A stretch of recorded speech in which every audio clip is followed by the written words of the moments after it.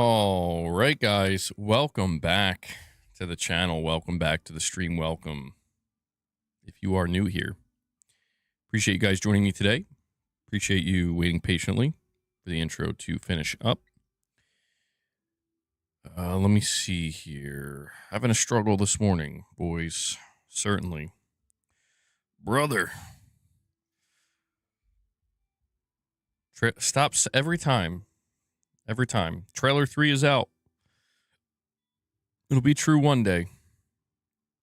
One day.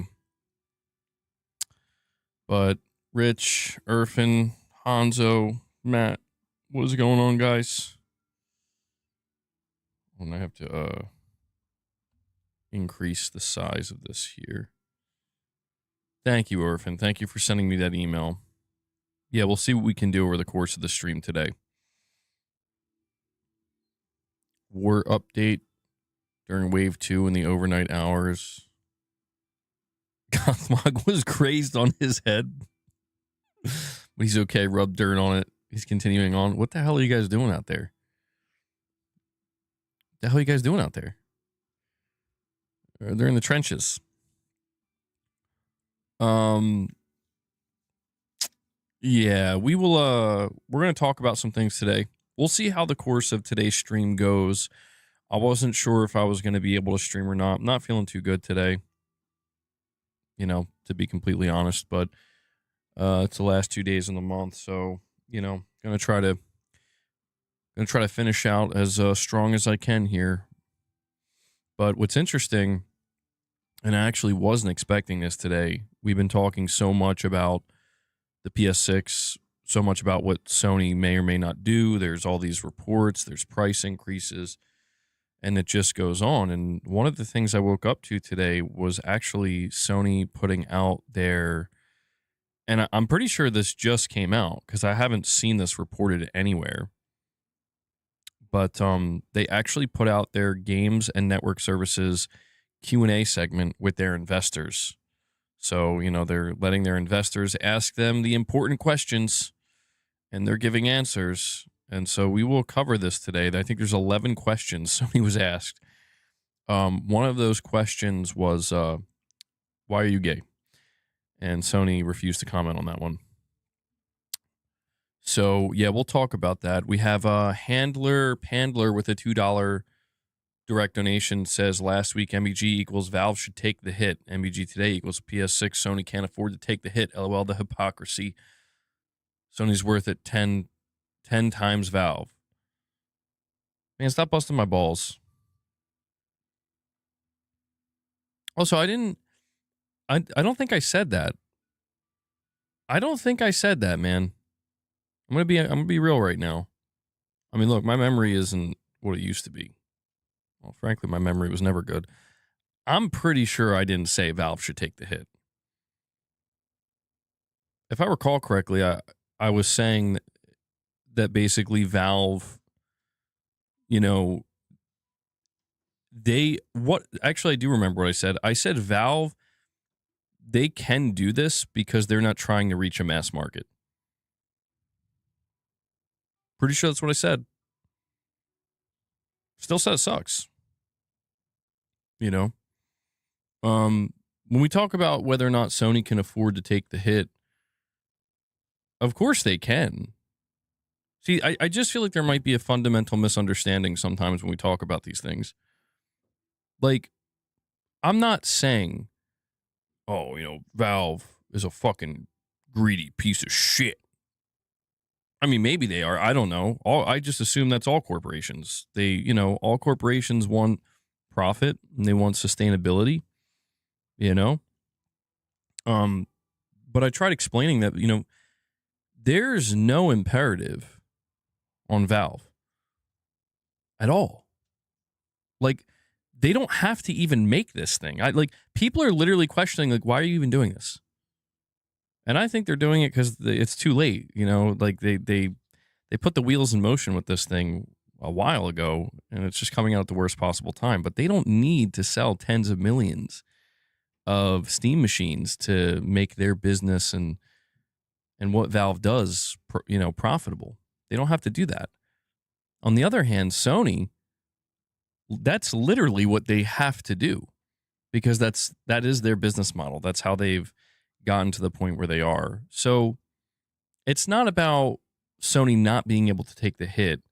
Like when we talk about it in those terms, like, is Sony going to eat hundreds of dollars per console sold? Probably not. They can't. They can't do that. It's like, well, why can't they do that? Because if they do that, they're going to be, not only is the division no longer sustainable, their business model isn't sustainable. Their entire model goes down the drain, because that's what their model's built on, man. Like, that's the thing. Steam, the fact of the matter is this. If we're talking about Sony and Valve here, the fact of the matter is you don't have to buy hardware from Valve to use Steam, to be deeply integrated into Steam, to make Steam your main platform of choice to play games. With PlayStation, you do. And unless Sony plans to change that,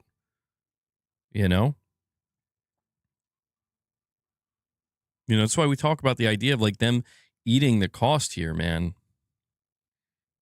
They could do it, but it's like, does this even make any sense anymore?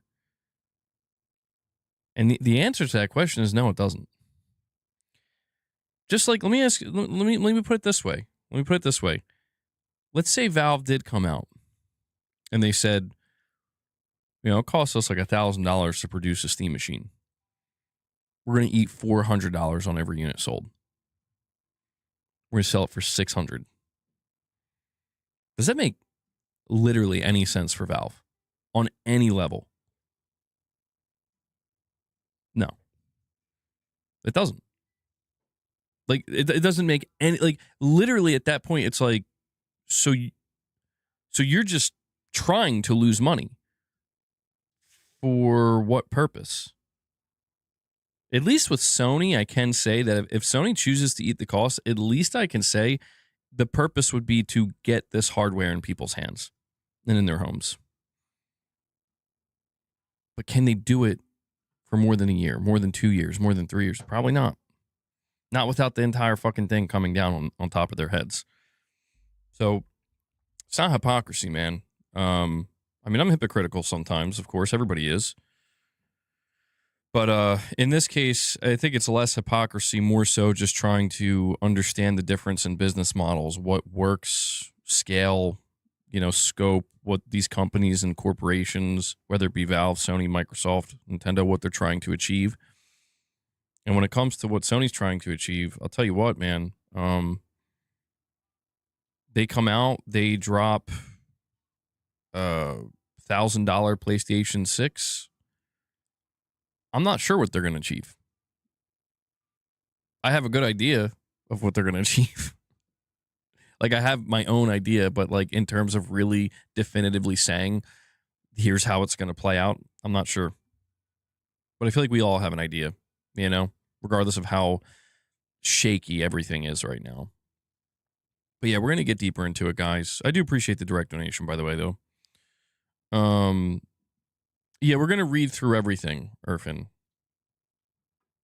Wait, hold on. Astrobot, you're saying, hey, MG, what's the answer? We're gonna go over that. We're going to be going over that. Well, I mean, that's true, too. You're saying, hate to break it to everyone, these machines don't necessarily cost more. Your dollar's worth far less, called inflation. I mean, that's true, too. It's not that alone. I mean, the whole inflation argument, I just don't think it's even, I don't even think it's worth going over. Because it's like, what can be done? Like inflation has like, yeah, it's made your dollar worth a lot less, but what are we going to do? This is like a serious question. Like, I don't even bother talking about that because it's like, what the hell can we do? Can't do anything about it. Sucks ass, but PS Contraband with a $2 direct donation. Thank you, buddy. Says, in my opinion, Sony should be eating the cost. Alternative is we have to higher subs, game prices, controllers, accessories. Fed up seeing people defend companies. I mean, that's fair. That's fair, man. Like, I'm not the one that's hurting at the idea of Sony losing billions of dollars on a PlayStation 6 generation. I just try to speak in a way that I'm like I'm not saying you have to care, right? You know, like nobody has to care, but it's a matter of trying to understand. You know, like is there a rhyme? Is there a reason, or is this just And at the end of the day, man, it's like I've always said: these corporations that are publicly traded, Sony, especially Microsoft. I mean, they're fucking worth trillions. Sony's worth billions, though. I mean, whoa, they're they all live by the same mantra, man, and that is growth. Got to grow. If you can't find a way to grow, then it's very much like the Ricky Bobby. Like if you ain't first, you're last. That's how these companies operate, man. And it is a shame because at times like this, you start to see like,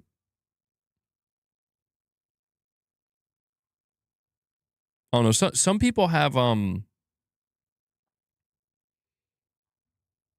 are you talking to me? Wait, what? Wait, Glenn, are you talking to me, bro? I have to ask because sometimes. Well, hold on, Irfan. I wanted to give him a second to answer. You might not have been talking to me. That's why I asked. Maybe he was. Everyone's like, I don't even care. Probably the right move. You talking to me like that? Michael, what's up, man? Bring him back, then we ban him again. Revive him, and kill him again. Here, I'll unhide him. I'll let him answer.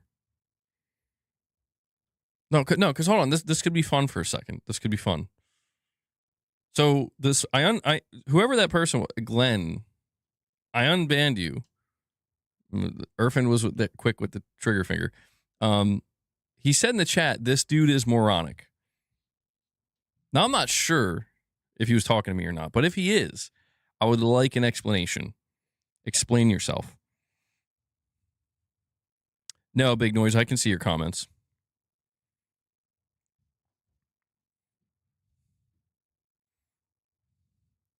Would it be a good thing if Sony does what Microsoft is going to do with the payment plans? I mean, they're going to have to.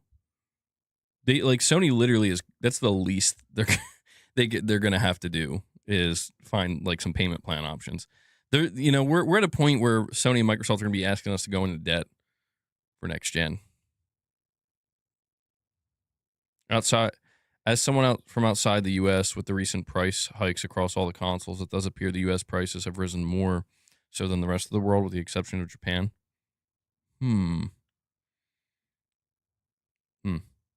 mean, well, we're going to cover this. I mean, listen, man, at the end of the day, these companies are moving forward. I don't know, Irfan. I don't know. Irfan's like, where is he? Irfan's like in the fucking jungle looking around. Where are they? Charlie's everywhere. I know they are.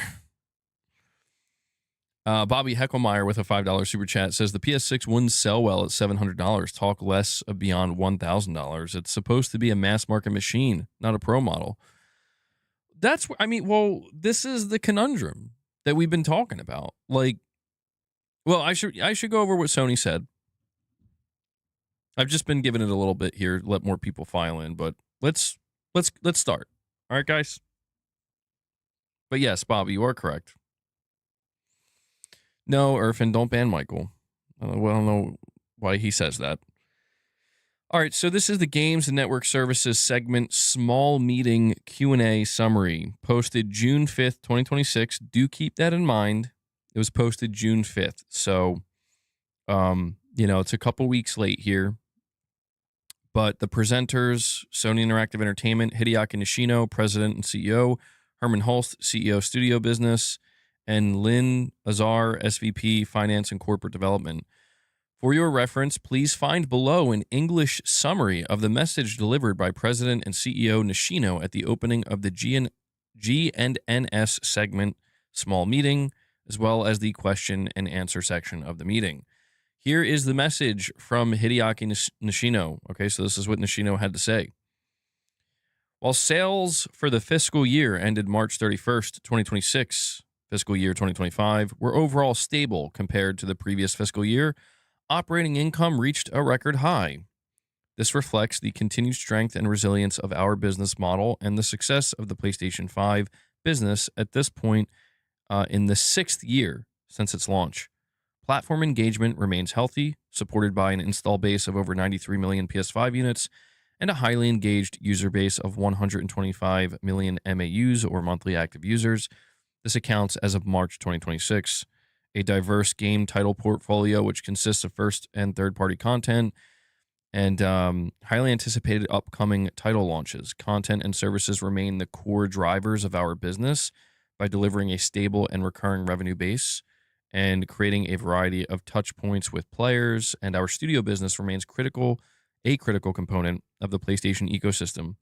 While we faced some challenges during fiscal year 2025, we have taken decisive actions to improve profitability, including recognizing the impairment of intangible and other assets at Bungie.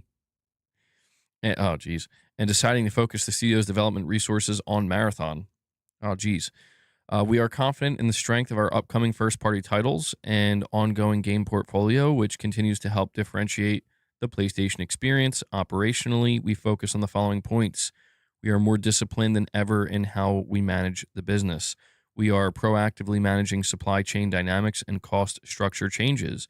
And we are implementing data-driven and AI-enabled programs across the platform, as well as efficient development processes across our studios.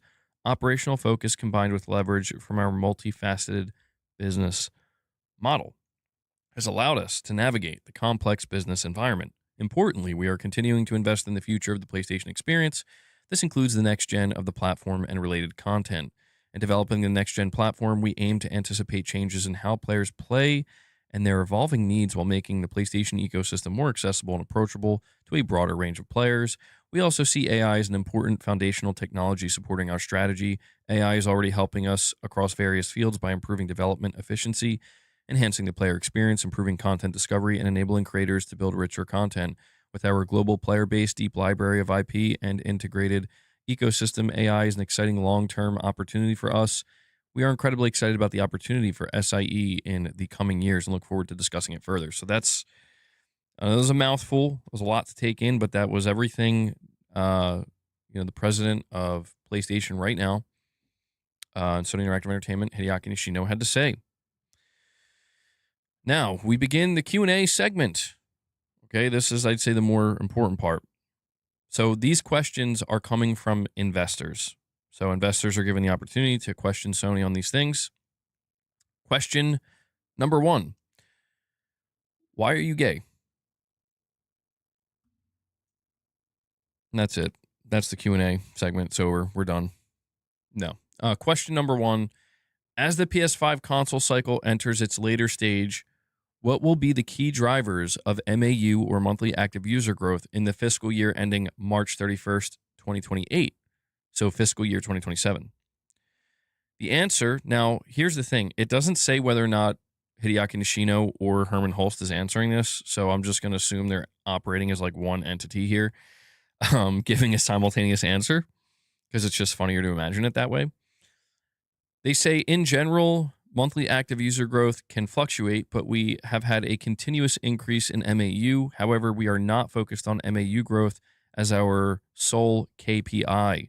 We are focusing on achieving profitable growth. We want to make sure that customer LTV, or customer lifetime value, for every new user is profitable. We aim to achieve this by driving higher customer LTV, increasing recurring revenue, and implementing operational discipline and efficiency. By balancing growth in these areas, we can achieve our aim for profitable growth. We do not plan to provide specific number targets on MAU in the coming years, but in the long term, we are confident there is room to grow our MAU in the PlayStation ecosystem. This is why we are investing in the future of the platform to make it more accessible to a broader range of users. Now, let's let's unpack that for a second here. Oh, Jesus. It's gonna be a tough day. It'll be a tough stream. Moonshot, aka Josh, with a direct donation, says if Sony has to choose between canceling the PS6 to rework it, resulting in a delay, or release an $1,100 plus console in 2027, they got to cancel that bitch, my boy. It's not happening. Like it's just like people need to understand that. Like, I'm not saying Sony can't fail. They can. Like, they can. They're not immune to failure. They're not immune to an unsuccessful console or unsuccessful console launch. Oh, no, I'm not feeling tired today. I've been having some like dizziness lately, man. So if you just see me acting a little like whoa, I think I got some kind of inner ear infection. So don't mind that. But they're not immune to it. I just think people, like, the most important thing we have to understand, Josh, is that like when we talk about the idea of them reworking the PS6, it's not reworking it. The PS6 is going to be completely scrapped and redone. It's going to be like completely redone. And that would take at least 3 to 4 to 5 years. And the reason why I don't think Sony's going to do that is because not only is that just a huge waste of their money and time and resource, but like when we try to telegraph, like, okay, how different are things going to be 3 to 4 years from now? Right now, most of the predictions are it's not going to be much different. Might be a little bit different, but not much. Obviously, anything can happen, but it is where we are. Well, I mean, you're saying, I remember when you attacked me for saying you were crazy thinking Sony will price the PS6 at $600. Guess I was right. I attacked you? Why me? Is that what I did? I attacked you? Oh, this guy. No, Rich, stop it. Stop it. I attacked him. I beat the shit out of him. What'd you say about the PS6 price, you son of a bitch? Come in fucking roundhouses this. All right. So let's break down what Sony said here. The thing that I think you guys should focus on here, and this does give us an idea of what we can expect. The investors basically asking Sony, how are you going to add more users to the PlayStation ecosystem? Sony kind of skirts around this a little bit. So they do say that they're going to try to add more people to the ecosystem. They believe they still can. But they actually emphasize more focus on creating greater profitability around each user. This should give you an idea of what to expect. Oh, and there's a cat battle going on back there. You guys can enjoy that. Well, King Mod, no way. We have Moonshot with a direct donation. Bro. Sorry, my cats are distracting me. Moonshot says, even if Sony had to eat 500 to 1 billion, that'd be a blessing rather than to have a 10 to 20 million install base. They'd lose way more money over the PS6 gen. I mean, we're gonna get into that, Moonshot, because Sony did answer this question. They did let us know. And probably to your dismay and the dismay of many others, WWE match over here. Sony straight up was like, we're not going to eat a significant cost.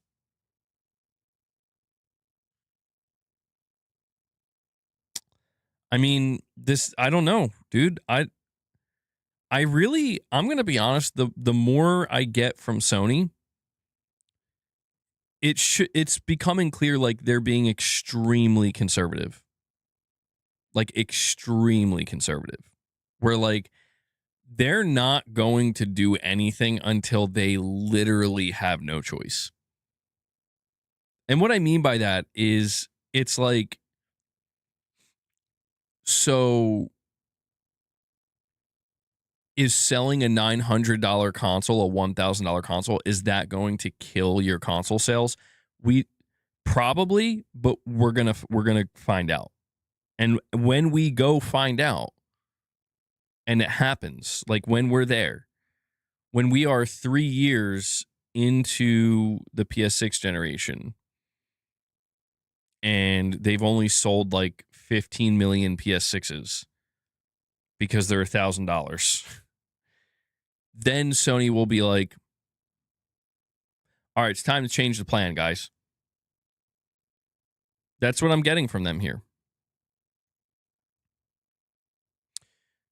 PS Contraband with a $2 direct donation says, even if they reworked it to be less powerful, it still needs RAM and an SSD, LOL. That's the costly items and will still raise the cost regardless. Well, that's the, yeah, you're not wrong about that, PS Contraband. Like, that's the thing that I think is causing such a massive conundrum, where it's like, do we assume that come 2029, 2030, the price of RAM and the price of SSDs are dramatically cheaper, way less, they've come down. I mean, at the rate things are going, I don't think anybody's assuming that. I think everybody's starting to operate under the assumption that, this is how it's going to be. This is just how it's going to be going forward. We got a few direct donations. Appreciate the direct donations, guys. Moonshot says, you said in your video that would essentially mean we'd get 2 PS5 gens, release $1,000 plus PS6, and that's exactly what we're going to get. My brethren. Took me a second to understand what you said there. I mean, like, Moonshot, here's the thing, man. Like, I'm not opposed to that at the rate things are going. Like, I'm not opposed to this idea of Sony being like, yeah, we're going to have like a 10 to 11 year generation, guys. And then we'll sort it out. We'll see where we are. I'm not opposed to that. The thing is, though, is like, I mean, listen, we're just at a point where, and here's something that's worth keeping in mind, Moonshot. We're reaching a point, like, I've been trying to tell people this. I said this yesterday. I know I sound like a broken record. I know I sound overly redundant, but it's necessary for the sake of these conversations, when I'm answering questions. The PS5's price is going to go up again. Like, for sure. Like, get guaranteed it's going up again. The question is not if, it's just when. When it does go up again, it's probably going to go up by quite a bit. You're probably going to be looking at a $750 PS5. You start to see how, like, even if Sony decides we're going to stick with this generation and extend it, like, the danger levels are still critically high for their business model, because it's like, so, because, like, think of it like this for a second. You ready? Seriously, think of this for a moment. What do you think you have a better chance of selling? A new cutting edge $1,000 console, or a 7-year-old $750 to $800 console? Which one do you think has a higher chance of selling better? I feel like logically, naturally, you're going to say that the newer console. It is more expensive than 750, 800, but it has it's new, I really think that's why Sony's pushing forward no matter what. I really think that's why.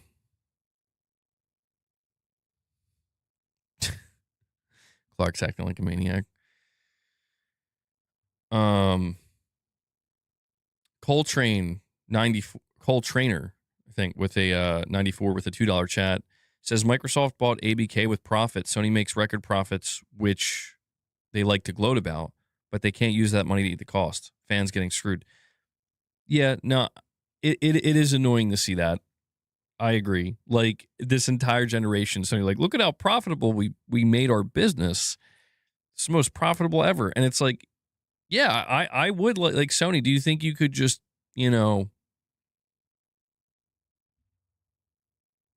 eat the cost for us for this generation? But I mean, here's the problem.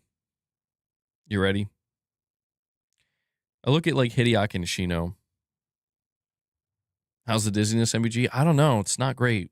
I'm gonna be honest, bro. Like, it's not great. I'm having a hard time today. I don't know what's going on. I'm having a hard time today. Oh man. Well, it's gotta hang my arm over my head. I'm all fucked up. But I appreciate you asking, man. You think Sony wasn't a charity with this behavior? Well, here's the thing. Well, thank you, Michael. At least I look good. I am going to the doctor next week on Wednesday, so we'll see. We'll see. As much as I want to look at Hideaki Nishino and be like, bro, you're rich. Sony's super rich. Eat the cost. I don't want to hear nothing. If he said, you know what? Yeah, we will do that. He's going to get fired, like, immediately. Like, he will be out very quickly because Sony's just, I mean, you have to ask this question, is Sony being stubborn here? I think the answer is yes. But I think they have I don't want to say, I mean, I guess, yeah, like they kind of have a good reason to be stubborn. And that reason, I'm not saying it won't blow up in their face, but that reason is like, it's been, it's been working so far.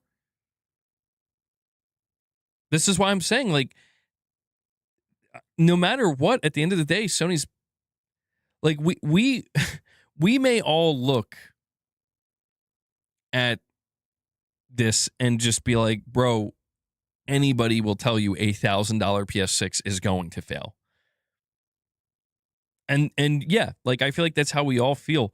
But from Sony's perspective, for better or worse, and it may be worse, we will see. They're like, listen, we've had armchair analysis happening all generation, telling us this is going to go wrong, that's going to go wrong, this is going to fail, that's going to fail. Some of it was true with like the live service. Most of it was not with the overall business and how they've had the most profitable generation ever. So like, I guess I'm just saying, like, they're going down with the ship is what it feels like, and I kind of am like, all right. I mean, I kind of can get behind it a little bit where it's like, I don't know that this is the play, but fuck, you guys want to come out and be like, we're doing the PS6. Yes, shit's going to be expensive. Yes, it's all going to be premium. And yes, we're going to hype the shit out of it and try to make it seem worth it for you. That's the play. That's it. Period. It's like, I'm not necessarily excited about how expensive it's about to be, but I don't know that I would necessarily prefer something else at this moment in time. Yes, would I prefer Sony to be like, yo, we're going to eat the cost on this one? Yeah, I think everybody would prefer that. But I'm just trying to I'm trying to keep in mind that like literally no one's doing that. That's the thing I want to point out here. Who's eating the cost in 2026? The consumer is. I'm saying, what company is eating the cost? What company is like, we got you? Don't worry, we'll take this one. Who's doing that? Point me in the direction of which company's doing that. No one's doing that. No one.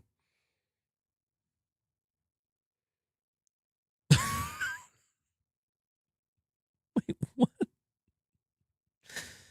Fishy, bro, what? What the hell are you guys talking about in my chat right now? Well, that's what I'm saying. You're saying I want to say Valve, but not after the Steam Machine. Exactly. Like, that's the thing. Valve, they were seen as the company as like, well, they're not going to do this bullshit either. And then they're like, no, we're not eating shit. Like, we're good, bro. We're not eating shit. You don't have to buy it either, though. We're not pushing it on you, but we're not eating shit. And that's why I'm like, man, it's fucking dire. It really seems like everybody is all the companies are holding hands. Everybody's holding hands. You know? And they're like, listen, if we're going off the cliff, we're all going off it together. All right? All right. Moonshot with a couple more direct donations. Thank you, man. He says the other theory about having a soft relaunch 3 to 5 years later, assuming now the mass market can now buy in to release the PS7 2 to 3 years later, by that point, all the studios would be closed down if they even thought of releasing a PS6 exclusive. And if they don't, then why would people even leave the PS5? Let me think about this one, Moonshot. Theory of having a soft relaunch 3 to 5 years later, assuming now the mass market can buy in.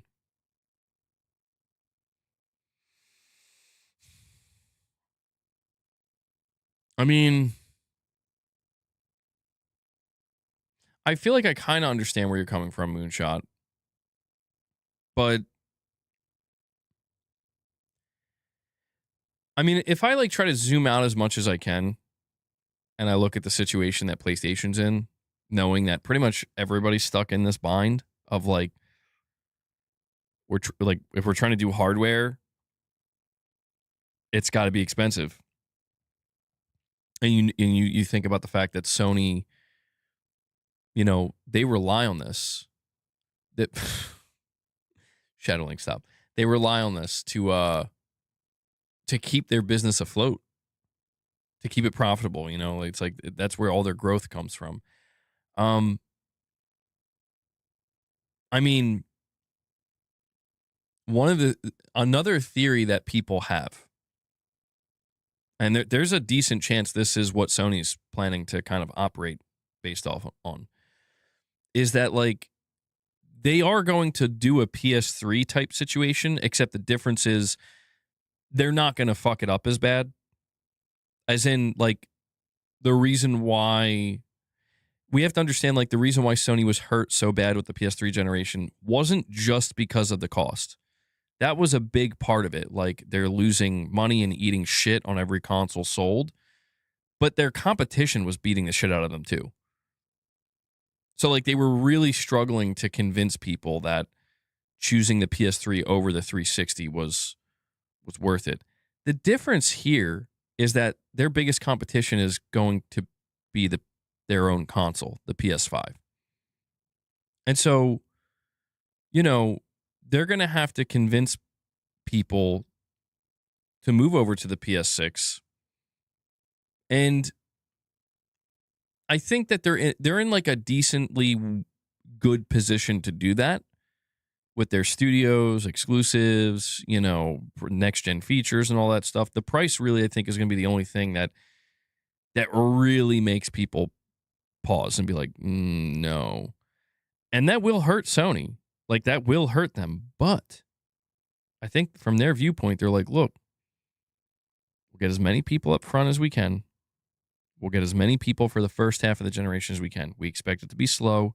We expect it to be painful. We expect it to be awkward. But if things do change, and there is a chance, 4 years into the gen, 3 years into the gen, if things change, we can start dropping the price. We start cutting the price like crazy. And it'll be like a celebration, a soft relaunch.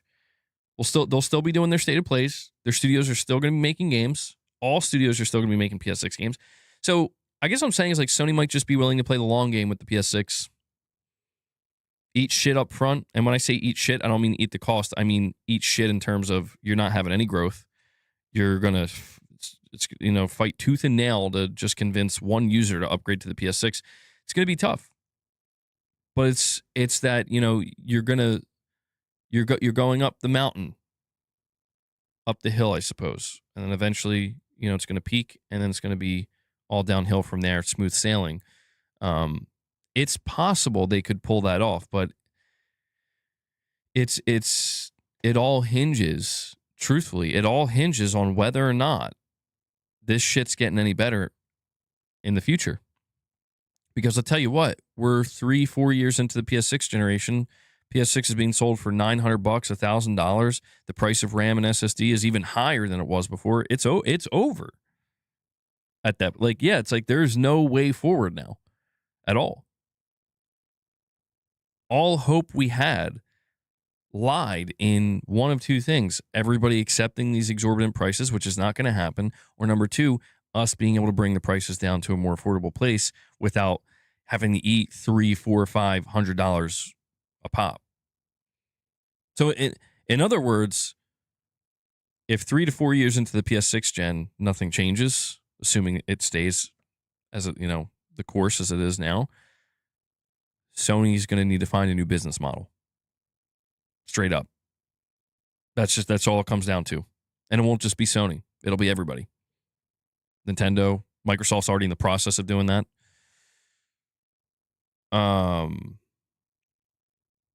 RJ7, you're saying, so PlayStation 6 is $1,000. No one buys it. PlayStation goes under. Sony collapses. And then we all have to become PC gamers, which is also stupid expensive. Can't wait. I mean, that's why when we talk about the cause of this, it affects everybody. Like it's no matter where you turn right now, if you're trying to buy hardware, you're getting fucked. No matter where you're getting that hardware from. PC, even Nintendo, the prices of the Switch 2 are going up. And trust me, the price of the Switch 2 is going to continue to go up as well if this stays the course.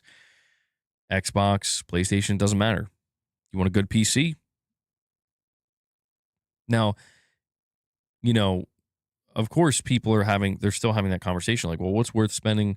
One of the things people were bringing up yesterday was like, well, if I'm going to pay $1,000 for a PS6, why not just look over into a PC? Well, that's the whole thing. See, that's another reason why Sony's probably like pushed a fucking PS6 out now. Because at the very least, if Sony puts out $1,000 PS6, people will be like, are you out of your fucking mind? And they're going to be like, yes, we are. But you know what? You want to get a PC that's the equivalent of a PS6, you're paying way more than $1,000.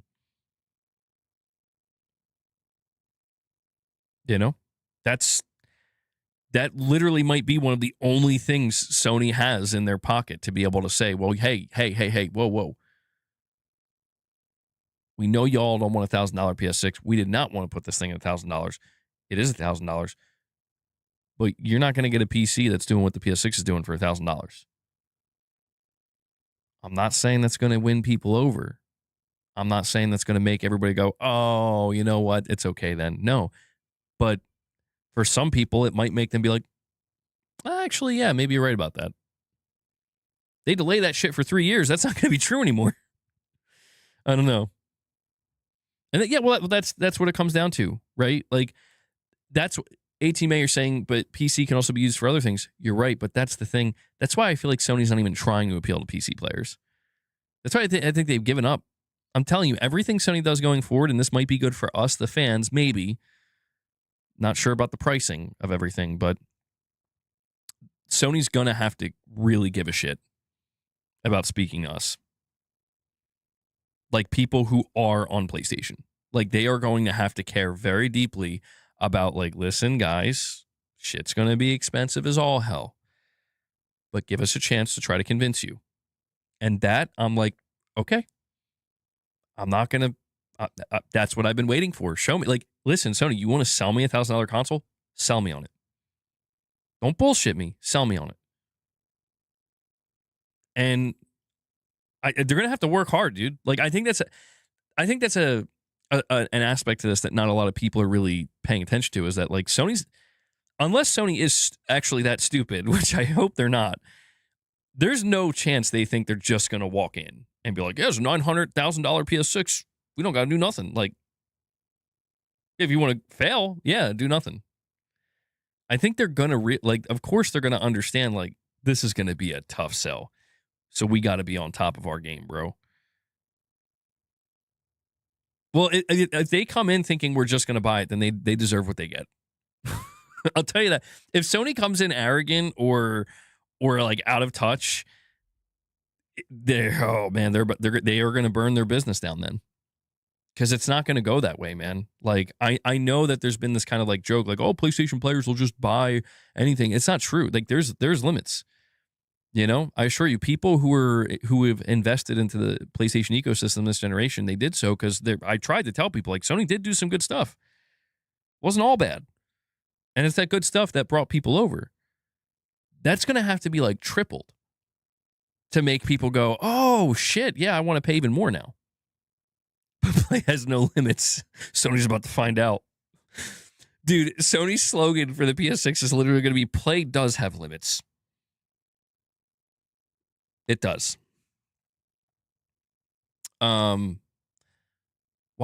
with a $2 chat says, what they should do is launch it as a PS5 Pro Max. Yeah, that would go down great, wouldn't it? Introducing the PS5 Pro Max. Drums and Beer with a $2 direct donation says, all the puppets in the chat saying, what about Microsoft? I thought the whataboutism was cringe. So many defenders of Sony that it's cringe. All right. Is there a lot of whataboutism going on? What about Microsoft? What about Xbox? Huh? Bro, I'm at a point where even if I wanted to say that, I can't. Because it's like, I already know. Yeah, what about them? They're fucked 6 ways from Sunday. That's that. Like that's the irony of it. Like there can't, in my opinion, there can't be a whataboutism about Microsoft. You know, there can't be, because it's like the answer is just in front of it. Like everybody's screwed, man. Is there whataboutism going? I don't think there. I haven't been paying that close attention to the chat. Well, I mean, if people are. I've come across that. Some people are saying Microsoft caused this problem in the first place. This is Microsoft's fault because of the AI. I mean, sure, like, if we're being honest about it, it's like, yeah, they're very much involved in the AI race. And it, they are guilty party. But there are many companies at this point that we can point the finger at. And we should. I mean, people have been. OpenAI, all this stuff. It's like. But the question remains, like, so are they going to stop? And the answer is no. All these companies that are trying to build data centers and push AI, it's like, they're not going to stop. So at this point, it's about trying to. I don't know. Like, I'll be honest. If I'm Sony, listen, I'm seriously contemplating at this point, even though it would take years. I know it would be insane. It would be an insane investment. But for the sake of your own business, what makes you your money, which is the hardware, let's face it. Good luck. I mean, you can try to decouple PlayStation from the hardware. It's going to be very hard. It's going to be very difficult. Maybe Sony actually looks into investing into their own manufacturing. It'll take years. It'll be very expensive, but they'll completely cut out the middleman. They'll be able to produce their own hardware for good. But I doubt they'll do that. You think they're not big enough to do that? I mean, it would be quite a undertaking. It would be it has major risk involved. At this point, it's going to go on the credit card.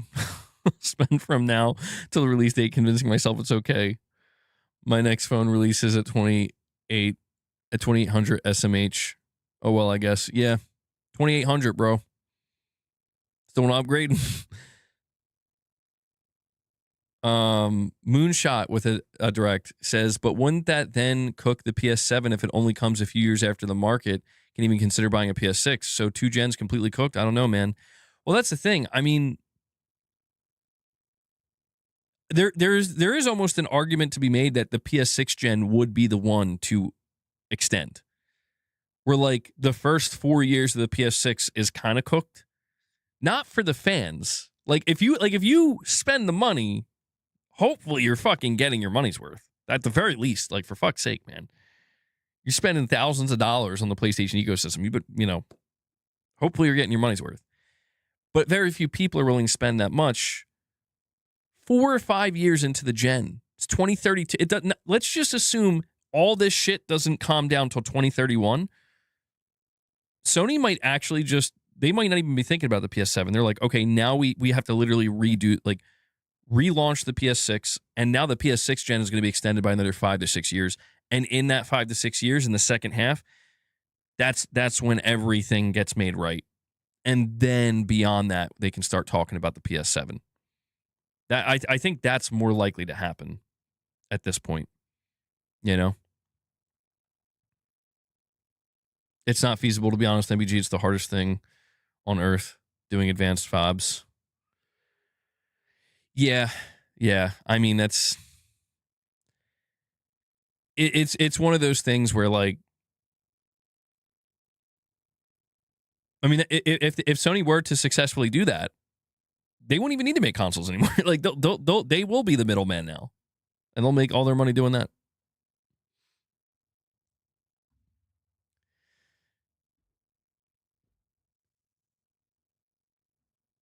Shadowlink, you heading out, man? Who's talking about a PS7? PS Contraband with a $5 direct donation. Thank you for that, man. Appreciate all direct donations today, guys. Quite a few. Saying Microsoft always messes up, but sometimes Sony offers them opportunities. Microsoft are so rich they can eat the cost and be the cheapest console next gen, but they won't. Somebody said this yesterday. And yeah, like there is this opportunity for Microsoft where it's like, if you're willing to do the thing that only you can do right now, it goes against all business logic. And your shareholders might be upset at first, but you would win. Rich, I didn't skip yours. Yours is next. Oh, you're stuck waiting. Oh, okay. You were saying bye to somebody else. Well, I'm glad I could provide this amazing content for you, Shadowlink, while you wait. But yeah, PS Contraband, you are correct in this, that like Microsoft would have a much easier time eating the cost if their parent company, Microsoft, was okay with it. They would. And they would literally win the gen. If like Microsoft could come out here and be like, we're selling Project Helix for, I mean, hell, even $700 at this point, but like $600. Sony, if Sony's paying $1,000 a pop to manufacture the PS6, literally, Sony probably could try to match that, but man, they would be pressed very quickly. It would be very hard for them.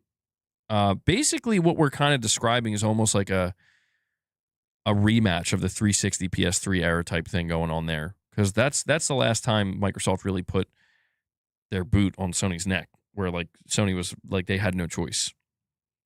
But I mean, if you look at what Microsoft's talking about, I agree with you. I don't think they're going to do it. That's why I'm saying, like, who's going to do it?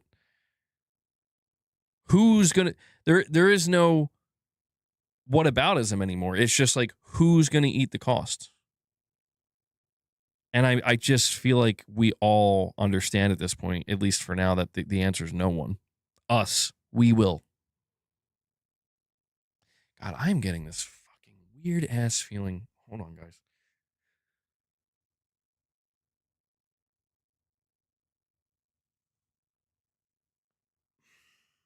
I'm getting like a fucking spasm in my lat, dude. It's like a really bad one though. Like it keeps like I have not had this happen. Holy grays. I'm getting gray, bro. I'm getting white hairs, gray hairs, turning into a silver fox. Thank you, Michael. Thank you. It's so weird.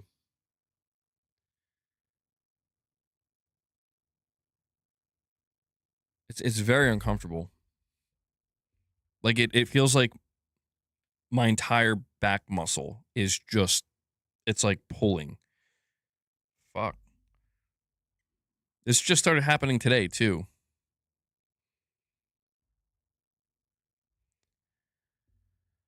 By the way, not to go on a, well, let me read, hold on. Let me read the rest of these direct donations.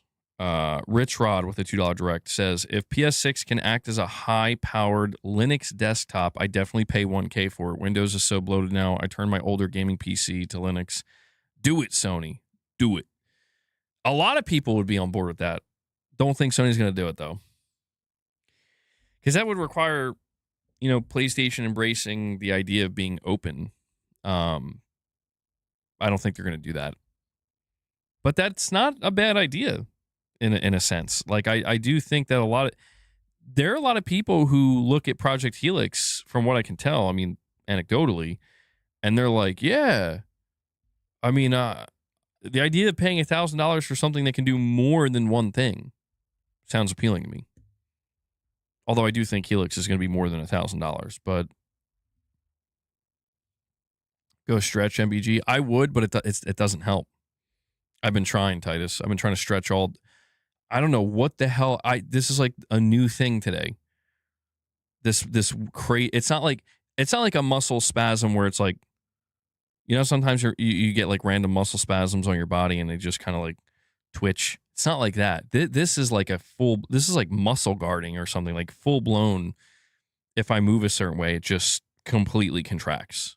Almost like a Charlie horse, kind of like that type of feeling.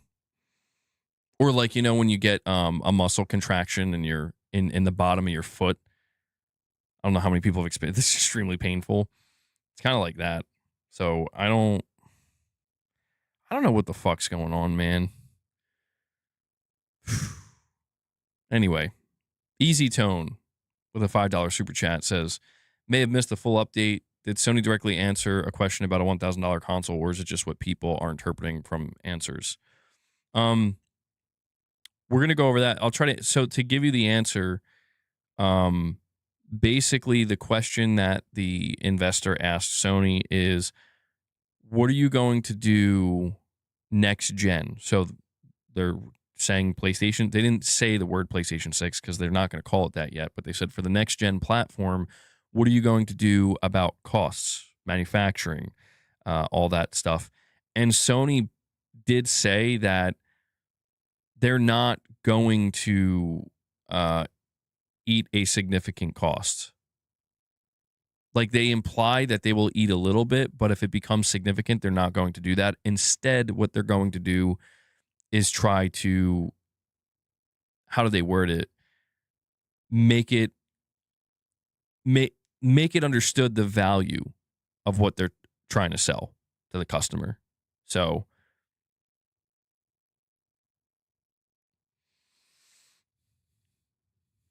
Shadowlink's telling me about that magnesium and pink Himalayan salt. MBG, if Helix is open, doubt it will be because Microsoft doesn't want Linux installed on it. But if it is open and say not too much more expensive, people may look at it. It would be an interesting thing. The reason I don't see Sony doing that because to me that doesn't sound like something Sony would ever do. Like, yeah, we're gonna allow Linux at this point in time. Sony seems like they're like, we don't want to do anything if we don't have to do nothing. Oh man.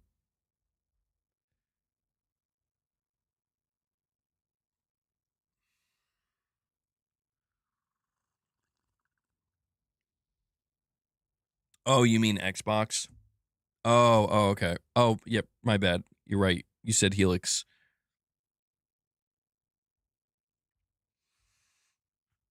Interesting, yeah. Microsoft doesn't want Linux installed on it. Well, it's weird because like Microsoft is kind of changing their tune on Helix a bit, from what I've noticed, and it indicates to me they might be making some changes to it. What those changes will be, I'm not sure, but Raven, member for 22 months, says for Sony to stop going after stupid shit and continue to make good to masterpiece quality games, keep doing that. You'll always have customers. I mean, yeah, I agree with that.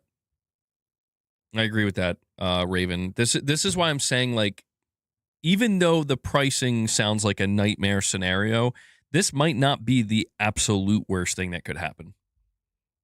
I know that sounds crazy, MBG. You're trying to be positive about a $1,000 PS6. I'm not positive about the price. I'm just saying the idea that it's like, who are you going to sell this to? Guess what? We got millions of PlayStation fans. That's who we got to sell it to. How are you going to do that? We got to make this thing sing, bro. We got to make this thing fucking pop off. We can't half-ass it. We ain't got no momentum. We gotta create that momentum again. That's what I'm saying. Like it is kind of exciting a little bit to think like, Sony, you're gonna have to bust your ass to get people to fork over the cash for these things. But there is a way. I mean, think it. What was it that Strauss Zelnick? He was like, you know, if you build it at quality, you give people what they want, they'll pay for it. I mean, I do think there's a limit to that, but they'll sell to the 10 to 15 million to the Sony IP buyers. I mean, at least at first, yeah. To get a footing, yeah. If this is the direction things going, yeah. I think that's literally all you got at first. You can take it from there. But you got to establish a beachhead, I guess. You know, you got to make sure you can get at least 10 to 15 million units of this thing moved into customers' hands to make it viable to any extent. And I think if you're already going against the grain with ridiculous price points, maybe not your fault, but that's what you're doing. Again, you're going to have to speak to your fucking core, man, because they're the only. I'll tell you what, Sony, your core PlayStation fan base, those are the only motherfuckers that are going to come out here and buy this shit. So you got to make it good. You got to do it. It's going to be so interesting. Sony comes out underprepared. They're going to have a rough go. Beast Mode, a member for 15 months, says maybe they have a strong launch day lineup of games. I mean, at minimum, I would hope so, yeah. I would hope so. I feel like they need that. They needed it with the PS5, but an argument could have been made that they needed to go like crazy. In my opinion, listen, in my humble opinion. Oh, thank you, Shadowlink. I'm going to have to buy that magnesium. Dude, they were Amazon. I was watching Prime Video, and when I paused it, they were advertising, I think literally the thing you were recommending. It was like magnesium something. And Mrs. MBG was like, oh, isn't that what Shadowlink recommended? I'm like, I think it is. What the fuck? They're listening. They're spying. They always are. Any chance Intergalactic is a launch day game? They could. I mean, dude, maybe. Don't be surprised if Sony's like, we're making this a PS6 game. Because we need to. I think it'll be cross-gen, but it's like, we're going to launch this with the PS6. We're going to have Intergalactic, Venom. We're going to announce a new Uncharted. We're going to get fucking GTA 6 for PS6. I don't know. In my humble opinion, If Sony is, oh, thank you. Yeah, Rich, I'll read that. If Sony is really in this position where like this, sticking with our current business model is our best shot, even with these exorbitant prices. If that's truly where they're at, they got to go nuclear. Like, this is the time. This is the sink or swim. Your entire business model lives or dies this generation. Give it everything you got. This is the time to go hard in the paint, That's my opinion. If they're not ready to do that, then don't try to sell a $1,000 console.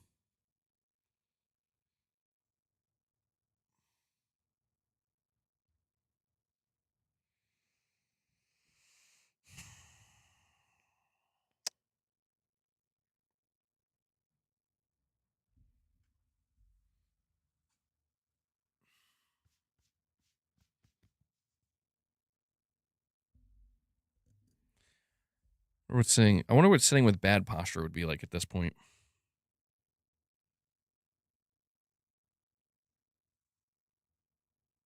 Hold on. I'm good. Sorry, Rich. Hold on. Rich says, what if PlayStation embraces Linux desktop mode, utilizes PS6 power, and also makes it to like an extreme stream, he said stream machine, Steam machine that connects with YouTube, Twitch, etc. So basically a PC. I mean, Rich, couldn't you run Linux on the PS3? That was the thing, right? I need that $500 office chair, the one that'll fix your neck and back. You know what? You're right. I am gonna have to buy something like that. I am seeing a neurologist. I'm seeing a neurologist next week, and they're gonna get me an MRI. Might need surgery, guys. I was gonna tell you my fucking left arm is shrinking. Like, this is why I'm pretty sure I am gonna end up getting surgery, because I was looking at my arms, dude. My left arm is rapidly shrinking. It's not good. So I have like no strength in my left arm. So when I see the neurologist, no, losing strength in having no strength in your left arm is not a normal age-related thing. I mean, eventually, when you get old enough, when you're elder, sure, you lose strength in all your entire body. But no, the reason why I have no strength in my left arm is because my nerve is still, the nerve root is being pinched. I don't know what's causing the pinching. That's why I'm gonna have to get an MRI so they can see what's causing it. But they'll, it's going on a couple months now. They're probably gonna have to surgically unpinch the nerve. I don't know if it's a disc problem, maybe do a disc replacement. If it's not a disc problem, it could be a bone spur. They would have to shave it down. Either way, it's going to suck. Like, I'm not saying, I mean, they might say I don't need it, but, you roll up into a neurologist's office being like, yeah, I'm going on like 2.5 months where I can't even like lift, I can't do a push up. I can't lift a 15-pound weight with my left arm. They're going to be like, that's a problem. Because here's the problem. If you let it go long enough, the reason why they might have to do surgery and they might have to do it quick is because you let that go long enough, that nerve damage can become permanent. So, I mean, yeah, I'm only 32, but this shit does happen. It happens to people younger than me. It's just bad luck, I suppose. Pinched nerve, turmeric, black seed oil, and lion's mane. Will that do it? I'm laughing, but it's like, send it my way. I'll give it a shot. See, pulling and twisting your neck 50,000 directions. I know. Yeah, I don't think I'm making it worse. I don't know. The weirdest thing about it is like, I have times where I feel a little bit better for like a day or two or three, and I'm like, oh, okay, I think I'm recovering, and then it's just like, boom, like, no, you're not. You're not. I'm like, oh. The arm weakness is the big thing, though. I like maybe I've been adjusting to the pain and stuff, but the fucking arm weakness is weird. Like that to me, that's I'm like genuinely concerned about that. Where when I go see the doctor next week, I'm gonna let him know, like, listen, boom, you see my right arm, see my left arm, it's like all frail. But yeah, it's very off putting. Let me tell you something. It's very off putting. You lay on the bench, you get a 15-pound weight dumbbell, laying flat, put that dumbbell here. Gonna do tricep extensions. 1, 2, 15 pounds. 15 pounds. 3. And then you can't, I can't do a fourth. I can't do it. My whole arm's shaking. I can't do it. Put that dumbbell on my right. 1, 2, 3, 4, 5, 6, 7. It's very unsettling. Very unsettling. Because it's like, okay, my fucking left arm is not working. We have a super chat from Kyle Say Stuff. He says, imagine hardware is so unaffordable and streaming games becomes the norm in the next 20 years with subscription policies, and then the depression begins. I mean, that's why I'm saying, like, I don't know that we want all this to collapse in the way that it is. People talk about a collapse. I'm like a crash. And I'm like, a crash means a reset. The reset might not come in a package you think is going to be best. Might not, the next thing might not be better. That's what I'm trying to say.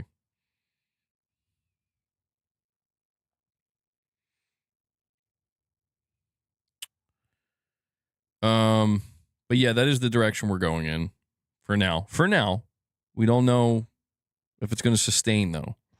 It's the big question, at least for the next 12 to 18 months. MBG, to be honest, it was just a matter of time before console pricing caught up with PC gaming. Yeah, that's true. It happened with PC first. Gets worse as you do it a lot more. Keep going. Quadruple A, where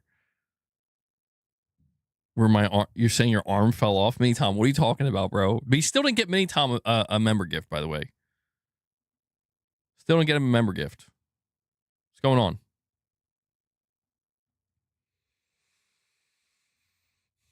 Oh, hold on, my chat has to catch up again. Just give me a second here while my chat resets.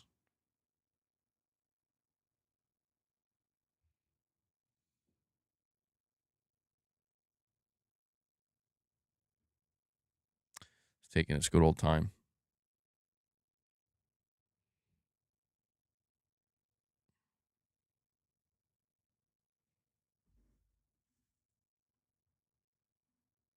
All right. I think we're good now. We're good. Let's see. You think once Xbox leaves hardware, they'll push out for that? Yeah, I mean, it would. You could see Microsoft wanting to go in that direction, but I could see Sony and Microsoft and everybody wanting to go in that direction. But maybe not when you consider what happened to Google Stadia. You know?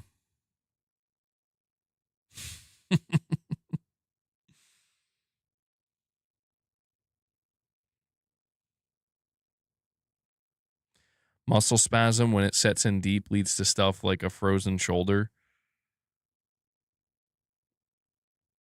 Yeah, I don't think I have like frozen shoulder.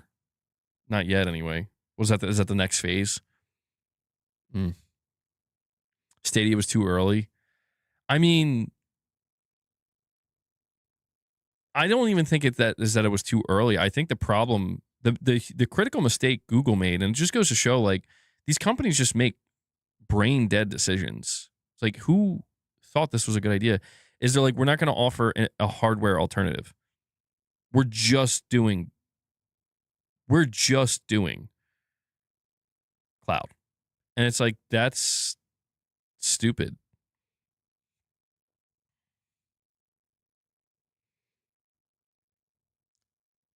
Well, yeah.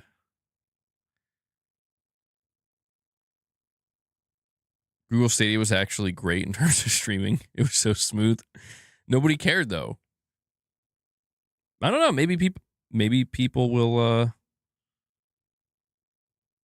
maybe people will feel different in the coming years. It's hard to say. I need 2 monitors. I have this problem with my PC where it won't let me set up 2 monitors. I've tried, Titus. And before you say anything, I have troubleshooted. I spent weeks doing everything and it just wouldn't work. It won't work. I don't know why. I only got 1 monitor. Crazy, right? Crazy, huh? You're all thinking, man, how's MBG do it? You ever wonder why? When I'm streaming, I'm like, hold on, I gotta set some shit up here. I've not tried using Linux, no. I've never used Linux before. I mean, as much as Windows kind of does suck, it's all I know.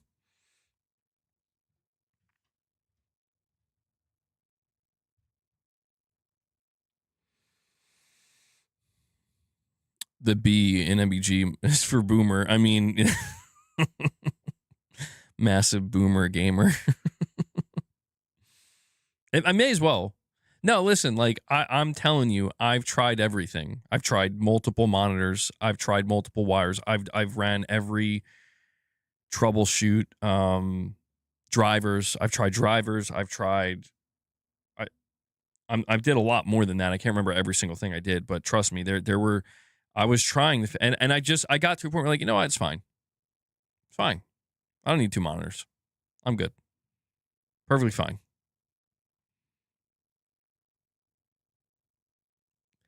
You're saying user error. I mean,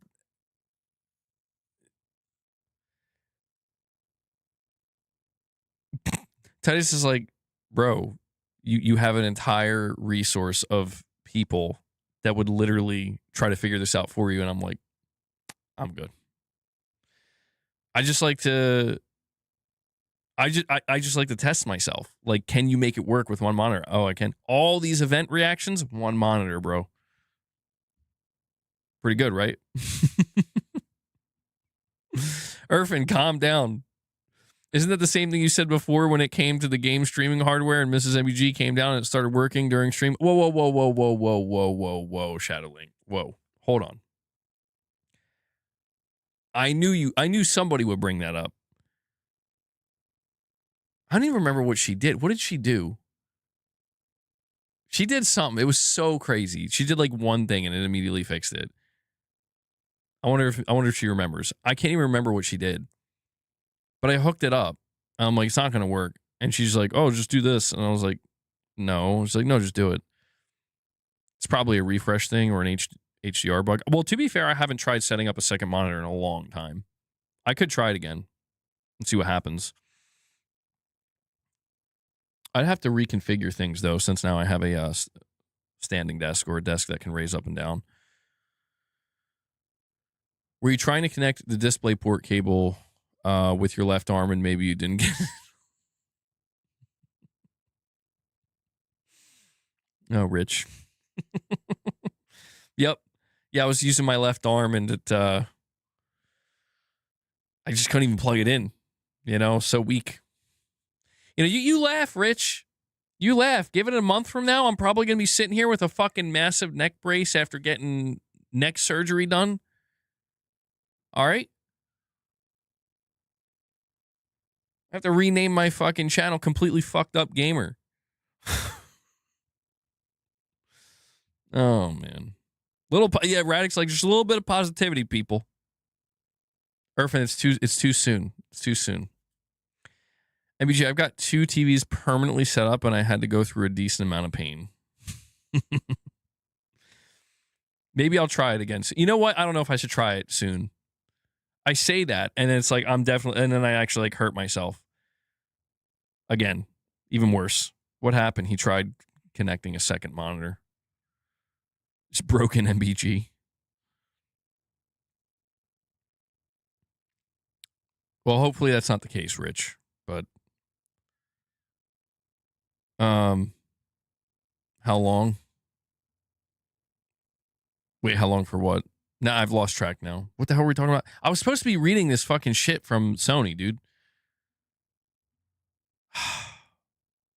This is why the intro of my damn streams should be pre-recorded. I should know better. Like, oh, you thought you were going to talk about things and be no, you're not. It's the nature of the beast. It's the nature of interacting with a live chat. By the way, Death Stranding 2 on the hardest difficulty is a goddamn masterpiece. I hate covering PlayStation. Don't make me do it. You know, you'll never get to the topics of your streams. It's true. Well, we did pretty good yesterday. Yeah, if only I could clone myself. I could have my clone do all the streams for me. I'll have my clone cover the bad PlayStation news. Well, let me see. Let's move on to the next question, guys. Follow-up question. Hold on. Investor question number 1 has a follow-up. They didn't like Sony's answer wasn't good enough for them. Going forward, do you expect to drive growth more through increasing the number of MAUs or through higher ARPU, average revenue per user, PU?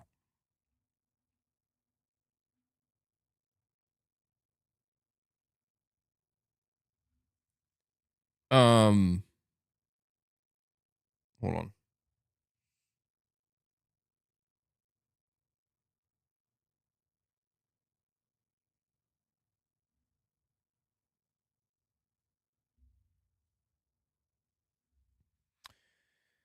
Sony says, I should try to read all these in Herman Hulst's voice. The focus is on growing profitability and not chasing MAU at all costs. There are multiple ways to achieve that via recurring revenue, such as add-on content revenue, and MAU growth could also be one of them. But we're focusing more on monetizing our user base, which is well reflected in the strong fiscal 2025 financial results. It's going to be a fun one, guys. God damn, I'm out here fucking doing a Herman Hulst impression. What happened to my life, man? What happened to my life? Okay, question number 2. Investor question number 2. They say, hey, yo, Sony, considering consumer behavior, could you update us on your current thinking regarding hardware pricing and profitability for the next-gen platform? Is it reasonable to assume that your pricing is going to continue to prioritize profitability of the hardware, as it does today? I'm going to let Herman take this one. First, we regard hardware as the base for providing the gaming experience, and by offering products such as the PlayStation Portal Remote Player, we aim to provide experiences tailored to users' playstyles beyond the living room, which has traditionally been considered the primary user environment. As for pricing, it is not realistic for us to absorb all component cost increases, and we have already implemented some price increases outside Japan. At present, however, sales are proceeding as planned, and we do not believe this has led to a decline in customer demand. As a principle, we do not intend to sell hardware at a significant loss. At the same time, we are carefully monitoring the market and continuing to evaluate our approach. We believe it is important for us to make every effort to ensure that customers fully understand the value we provide in relation to pricing. All right, holy shit, I'm not going to be able to keep that up.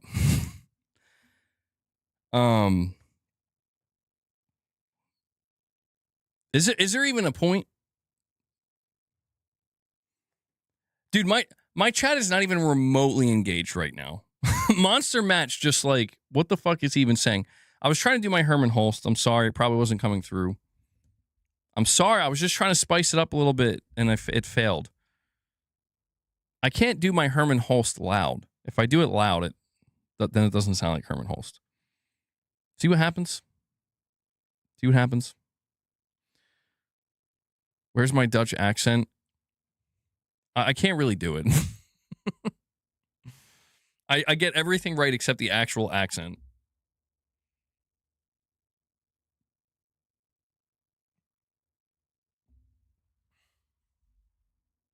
All right, I'm gonna do this the right way. So this is the second question. In all seriousness, this was the more important question. I'm gonna read it again. I'm gonna read it normally. The question that the investor asks Sony, they say, considering consumer behavior, could you update us on the current thinking regarding hardware pricing and profitability for the next generation platform, aka the PlayStation 6? Is it reasonable to assume that your pricing will continue to prioritize profitability of the hardware as it does today? So here's what Sony says once again. They say, first, we regard hardware as the base for providing the gaming experience. And by offering products such as the PlayStation Portal Remote Player, we aim to provide experiences tailored to users' playstyles beyond the living room, which has traditionally been considered the primary usage environment. Let's break that down for a second. So, what is Sony trying to tell this investor? They're saying, first and foremost, yes, the home console experience. Essentially, they're confirming we're making a home console, and that's still at the center of what we do. But it is interesting that they do say we offer other products such as the PlayStation Portal. This is to provide experiences tailored to other player styles beyond the living room. They're very much hinting that, yes, we're going to be doing a handheld as well. But they go on to say, as for the pricing, it is not realistic for us to absorb all component cost increases. And we have already implemented some price increases outside of Japan. At present, however, sales are proceeding as planned, and we do not believe this has led to a decline in customer demand. So let's break that down for a second. Sony doesn't deny that they're unwilling to absorb any costs when it comes to components. They don't say they won't absorb anything, but they're saying that it's simply not realistic for them to absorb all of the increases. Then they mention how they've already increased prices. The one thing they say here that this might be, so this question was answered on June 5th, but they say at present, however, sales are proceeding as planned for the PS5. And they say, we do not believe this has led to a decline in customer demand. I would love to get an update from Sony on this. I would love to get an update because we just came off of Circana. Circana confirmed that May was the lowest sales performance of PlayStation 5 in the US since May 2000. I would love to get an update from Sony. Like, so do you still believe it's not having the price increases are not having an impact on your hardware, on the demand for your hardware? Rich Rod with a direct donation says, typical MBG stream, 4 hours of rants, Xbox bashing, chat control efforts, then 30 minutes of running through all topics. It's okay. We love it. Yeah, that's, one day I'm going to do a 10-minute pre-record. That's going to be my intro to the stream. So it's like, can't say nothing now. Can't say nothing now. No, you're not wrong though, man. You're not wrong. I'm telling you though, like, how I'm feeling physically these days, great. Well, you know what? I can't use that excuse because that would, I was going to say how I'm feeling physically these days greatly impacts the cadence of my streams. Not true. That doesn't explain the last 5 years, bro. All right. The final part of Sony's answer, and this is, this might be the most important part. They say, as a principle, we do not intend to sell hardware at significant losses. At the same time, we are carefully monitoring the market and continuing to evaluate our approach. We believe it is important for us to make every effort to ensure that customers fully understand the value we provide in relation to pricing. So, to me, this is the most important thing that Sony said in this entire answer, because they are letting you, now they don't straight up say like, oh yeah, we're going to sell the console at $1,000. They are letting their investors know that if the pricing of the PS5, or sorry, the PlayStation 6 raises substantially, they're not going to sell it at a loss of hundreds of dollars. They're not going to lose a significant amount of money on their hardware. But they obviously say they're monitoring the situation and continuing to evaluate, of course. That's to be assumed. But it's this last part that I think really gives us the answer. This nails. I'd say this really telegraphs what Sony's true plan is. They say, we believe it is important for us to make every effort to ensure that customers fully understand the value we provide in relation to pricing. My read on that, maybe maybe I'm overanalyzing it. Probably am. But my read on that is they're basically saying, like, when the higher the price, the harder we're going to have to work to sell it. Like, my read on that is them saying, like, yeah, if we have to sell an expensive PS6, we're going to be focused on the games, the features, the updates, the performance. We're going to really just try to hammer home, and really drive home that, yeah, this thing's going to be expensive, but here's everything it offers. Here's why it's so expensive, and we believe it's going to be worth it. That's, let me zoom out. What's the takeaway? What did Sony really say here? What Sony said is, we can eat a little bit of the cost, not an unrealistic amount of the cost, and we're going to continue to do what we've always done. That's what Sony's telling this investor. The only thing I would be, I'm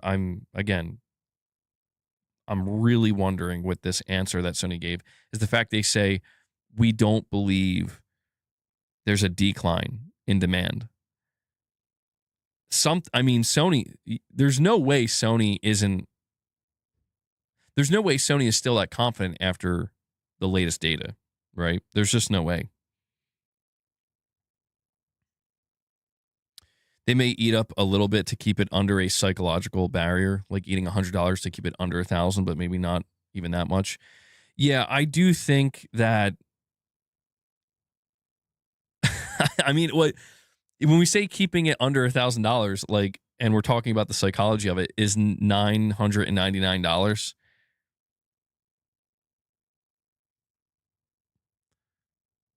That 1666 Amsterdam game was an Xbox game before Microsoft pulled funding. Really? Microsoft's, they've been pulling a lot of funding. Oh, you're right. Steven Totillo reports 1666 Amsterdam from Panache Game was originally an Xbox project before Microsoft pulled funding. As I reported in GameFile, 1666 Amsterdam, the new game, led by the creator of Assassin's Creed, was going to be published by Microsoft, but then they cut funding. Although the top comment on this is somebody says the demo was very bad, the worst walking and pressing E I have ever experienced. Somebody says the worst demo I've experienced. It's not technically bad, but my God, it was horrendously boring. Uh-oh. Yikes.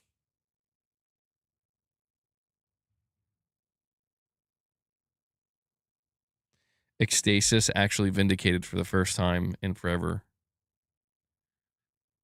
Didn't Microsoft pull funding of John Romero's game too? Like they were actually working with John Romero on a game, and they were like, "Nah, we're out."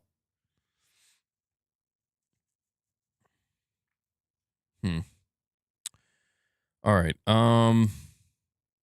Let's see. We have question number 3. The investor asks Sony, given PlayStation's 125 million MAU accounts as of March 2026 and a shift to an engagement-driven recurring revenue model, it seems logical to expand content across platforms and evolve beyond a console-centric business. Where do you see Sony Interactive Entertainment in 10 years? Will it remain a hardware gatekeeper reliant on console economics and profit from software, or transition toward an IP-led content platform with hardware as just one distribution channel? Amazing question by this investor. Like, that's a great question, dude. So this investor really wants to know, y'all sticking with consoles? Y'all going to be following Microsoft? What are we doing? It's an Xbox shareholder right there. It's a really good question. So here's what Sony had to say. I'm assuming Hideaki Nishino answered this question. They say the value of our proprietary device lies in the experience, not the hardware itself. As a dedicated gaming device, it provides seamless, immediate access to content, unlike general purpose devices, which involve multiple layers before gameplay. Sorry. We aim to expand reach across diverse playstyles and environments while maintaining confidence in our first party software. At the same time, most of the value of our ecosystem is driven by third party publishers who benefit from our large install base, strong community engagement, and monetization tools. This supports a shift towards a true digital platform business. While opportunities exist beyond the console through mobile and PC, we aim to proceed carefully, ensuring we are not constrained by our own hardware ecosystem. Overall, we see expansion potential over the next 5 years. God, don't you just love the way Sony talks, dude? Oh my God. Like, you can't get shit out of them. You could ask the most straightforward question and they're like, maybe a little bit of both. I don't know. You tell me. Where am I reading this from? This is the official document, or the PDF, I should say, from the Q&A summary from Sony's games and network service segment meeting, where they did the Q&A session with their investors. So this is all official. This is all translated. So to break this down, I mean, look, man, if I'm trying to like read between the lines, I think Sony is trying to tell this investor we're not moving away from the console led model right now. But they say here at the end, I'm going to reread it just because I feel like the way this stuff's worded, I feel like I have to. This supports a shift towards a true digital platform business. Opportunities exist beyond the console, and they mentioned mobile and PC. We aim to proceed carefully, ensuring we are not constrained by our own hardware ecosystem. Overall, we see potential expansion over the next 5 years. So this is Sony's way of basically saying, like, long story short here, we're sticking with the console, but we could expand beyond it over the next 5 years if we become constrained. That's what they're saying. We're not doing anything now. We're not moving beyond the console now, but it doesn't mean we won't have to over the next 5 years, depending on what happens. That's essentially what they're saying there. Which, to be honest, I feel like we probably could have guessed that answer, but to me, this reaffirms what I've been saying about PlayStation and the way that they've been operating this generation. And even what I said earlier, where it's like they will change direction when the road ends, like when there is no more road, when they can't see the road ahead of them anymore. And I feel like with the console, there's no reason for them to change direction now, because your PS5 generation was successful. Your games have still sold very well, generally, broadly speaking. You still have very strong engagement, a lot of users, most profitable gen so far. And even though there are signs now appearing along that road that could be seen as warnings of what to expect, with the PlayStation 6, it's still too early to know for sure where this road's going to lead. But yeah, of course, like if the shit hits the fan with their console, they're basically just telling the investor, like, if the console starts to go to shit and it just becomes deleterious to our profitability and our ability to sustain, we'll start moving out, But that's concerning, because it's like I've tried to tell people, like, just because Sony moves beyond the console, I don't know that they're going to find nearly as much success as one might think.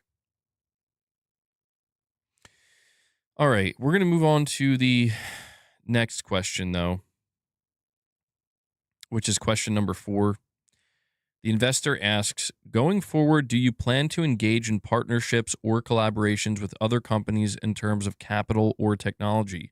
Additionally, are you considering further leveraging IP or taking on a leading role in driving innovation across the industry?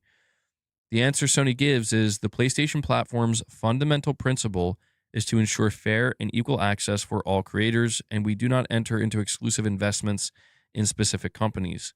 Since the gaming industry as a whole operates on a multi platform basis, we have pursued partnerships or investments where there is content that meets customer demand.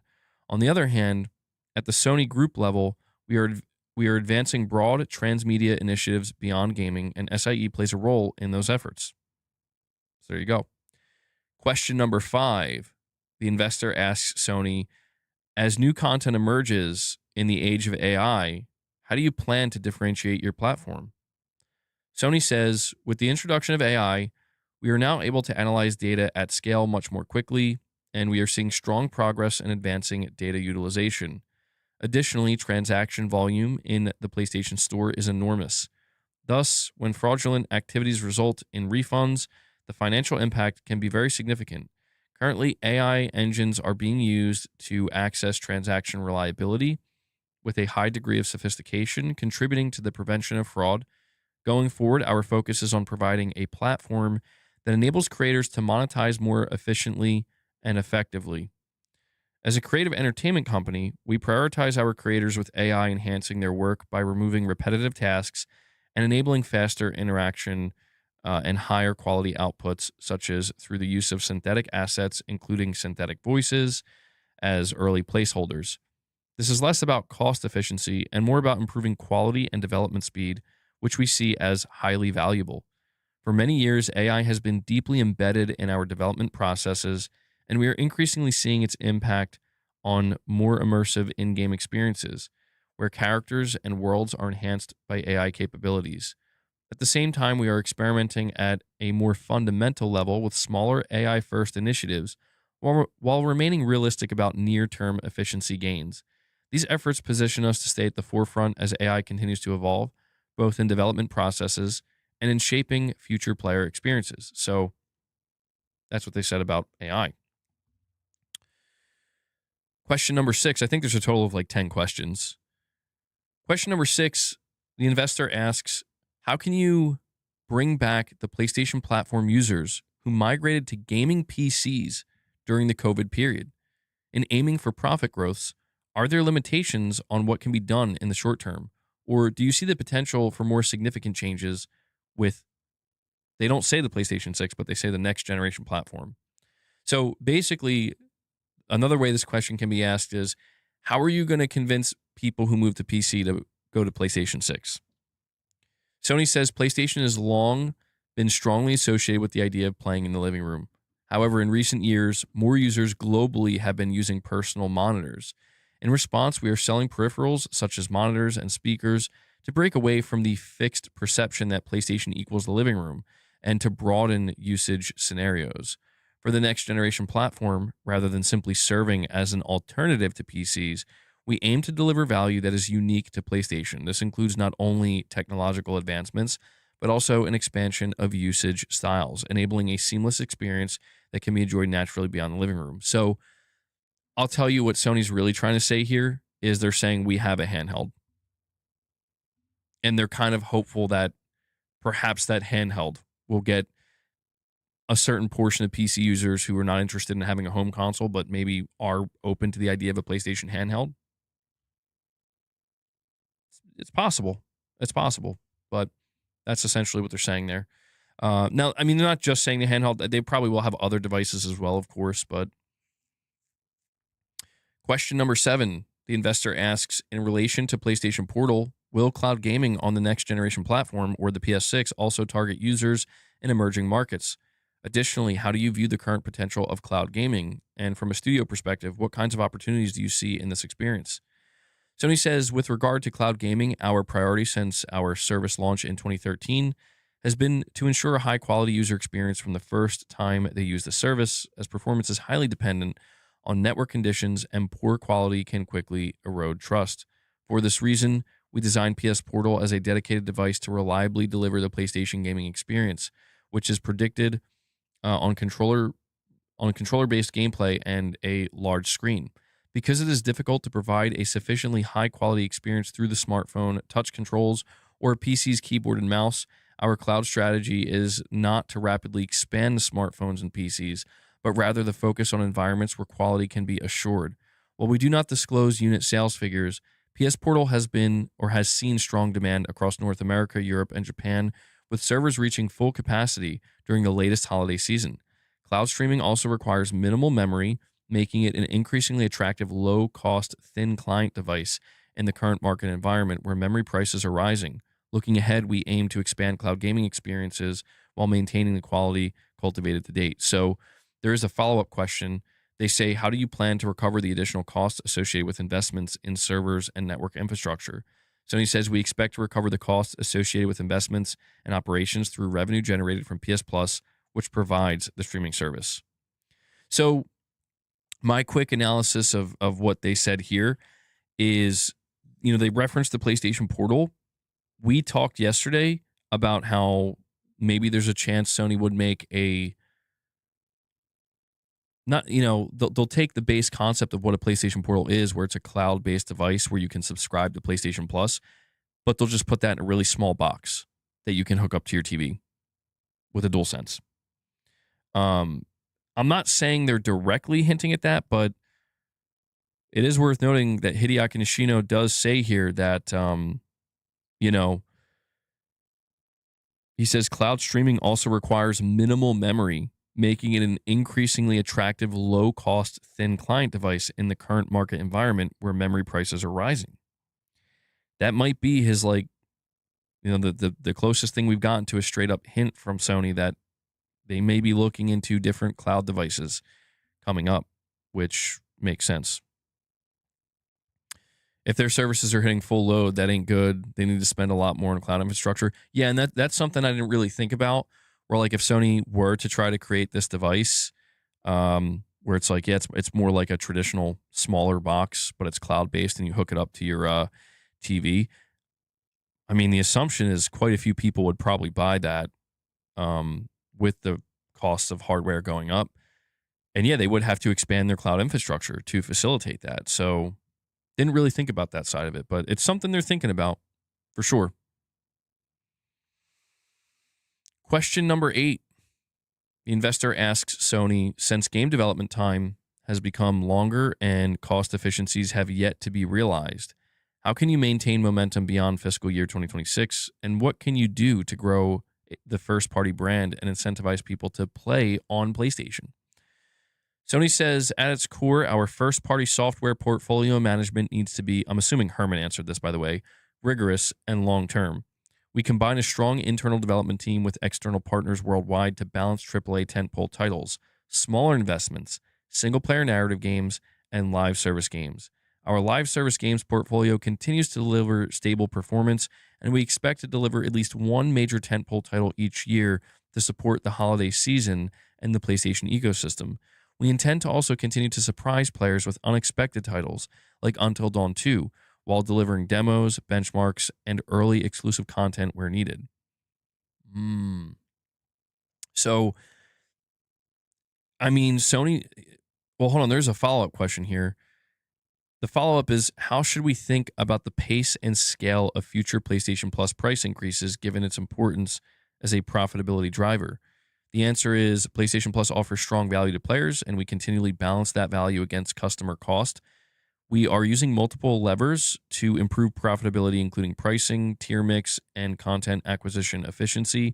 Higher tiers now account for 40% of subscribers, which reflects strong demand for the service. PlayStation Plus remains a key driver of profitability, and we achieved record high PS Plus profitability in fiscal year 2025. So, I mean, I guess PS Plus is still doing just fine. But talking about their answer for the first party portfolio, it seems like nothing has changed. Sony,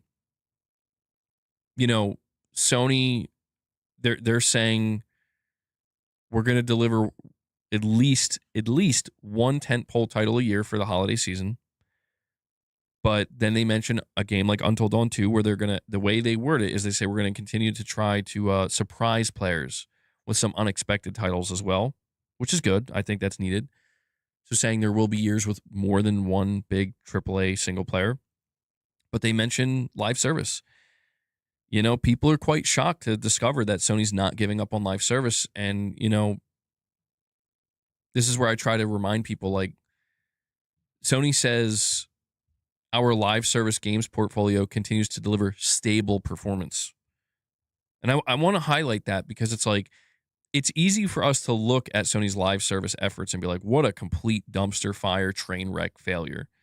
Meanwhile, in terms of their actual revenue and, what they're pulling in from games like Helldivers 2, MLB The Show, Gran Turismo, and probably Marvel Tokon coming up, it's been definitely pulling in money for them. And also whatever, I don't know if Bungie's making them any money at all, but they're saying it's stable. So after all this, they've reached a point of stability. So it does make sense that they're not going to give up on it entirely, as much as people don't want to hear that. Michael, you're saying, I told you every quarter they'll tell you they will keep pursuing live service. They need a hit game. Yeah. I think they want something that hits as big as Helldivers but stays that high all the time.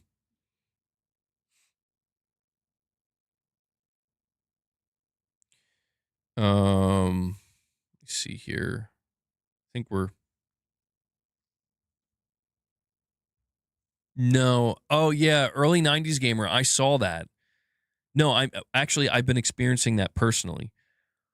I noticed that yesterday. I'm like, I've been playing Pragmata, I've been playing Dark Souls. It's not showing me how much time I played. It's not showing it on my recently played. I'm like, and I'll be honest, I went to go check all my games on my profile, and it cut the total amount of games I played down by like 50 games. I'm like, what the hell happened? So there's some weird back end shit going on with the PlayStation infrastructure. It seems like they're working some stuff out. I'm assuming it'll fix itself. Oh, it's only showing your digital games? Yeah, I'm telling you, they're getting shit prepped for next year. I'm sure it'll sort itself out. I feel confident in that.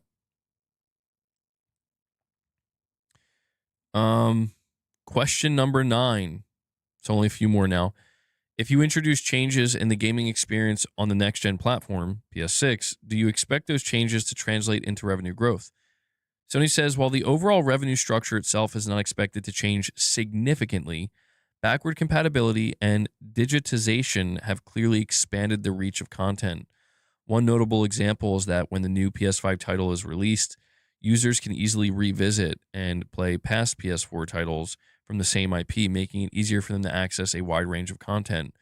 Regarding next-gen profitability, we currently have 125 million MAU accounts as of March 2026 and have seen strong momentum in engagement, monetization, and profitability. As we transition, we expect PS5 and PS4 users to continue generating solid monetization, providing a strong profitability base. In addition to this momentum, with a flexible customer base and continued focus on operational excellence, we expect profitability to continue improving. So, translation there. They were asked, do you expect the PlayStation 6 generation to continue to be profitable? Sony says, yes. Yes, we do. So there you go. Question number 10. The investor asks Sony, the platform business and the studio business are closely interconnected, and major first-party titles can influence hardware demand, PS Plus attachment, and network engagement at the same time.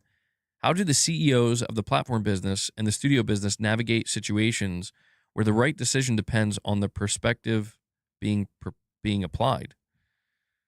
Trying to throw a curveball to Hideaki Nishino and Herman Holst here. The answer Sony gave, I'm assuming Nishino and Holst, said we maintain an ongoing dialogue to determine the right course of action.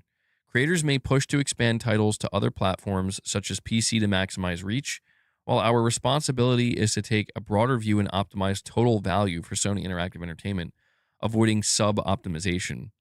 We engage in constructive dialogue to ensure all our decisions are based on clear logic and rationale. Not every outcome satisfies all stakeholders, so we also prioritize transparency and clearly explain the trade-offs. We bring different perspectives to improve outcomes and stay focused on the goal. Depending on the situation, that may mean prioritizing financial return or making strategic investments that create future opportunities. In some areas, such as live service games, broader platform expansion can make sense. Clear rationale, disciplined capital allocation, and transparent communication are essential. So there you go. Sorry.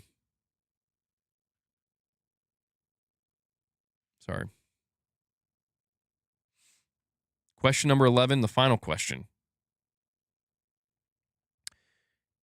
In the current business environment, does it make sense to launch a next generation hardware or a PS6 at the same time as competitors, as in past console cycles? Sony says, when considering the overall size of the gaming console market, we believe that what matters is not competition with a specific company, but rather the presence of multiple players and healthy competition within the market.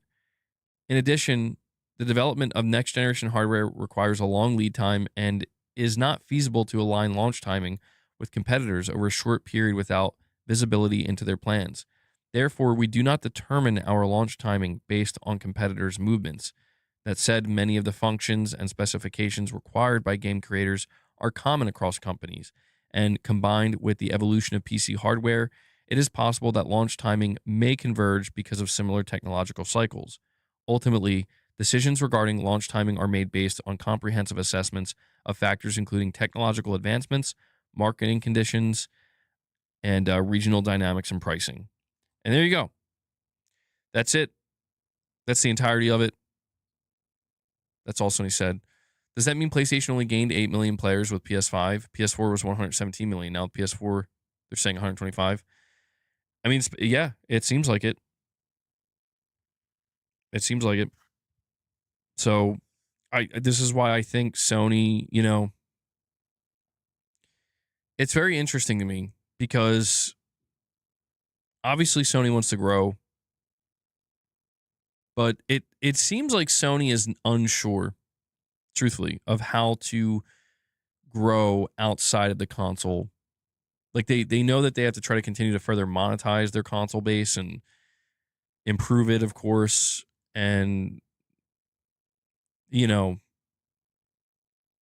they're going to try to grow it as much as they can, but in terms of like really expanding, I don't know that they know what, and truthfully, I don't know what they would do either. I'm telling you, like Sony could take the entire PlayStation ecosystem and throw it everywhere. I don't necessarily think that's going to just suddenly massively increase PlayStation users.